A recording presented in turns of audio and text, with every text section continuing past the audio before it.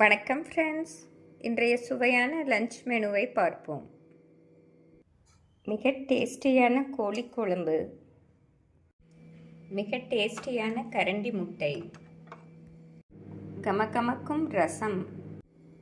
Friends, இந்த சூடான சாதத்துடன் இந்த மசாலா அரைத்து செய்த கோழி குழம்பு ஊற்றி சாப்பிட்டோம் என்றால் மிக டேஸ்டியாக இருக்கும்.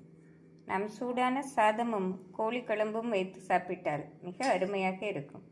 இதற்கு சைட் டிஷ்ஷாக டேஸ்டியான கரண்டி முட்டை. ஃப்ரெண்ட்ஸ், இந்த கரண்டி முட்டையுடன் நாம் கோழி குழம்பு வைத்து சாப்பிட்டால் மிக டேஸ்டியாக இருக்கும். கோழி குழம்புடன் சாப்பிடுவதற்கு கமகமக்கும் ரசம், தயிர் சாதத்திற்கு கெட்டி தயிர்.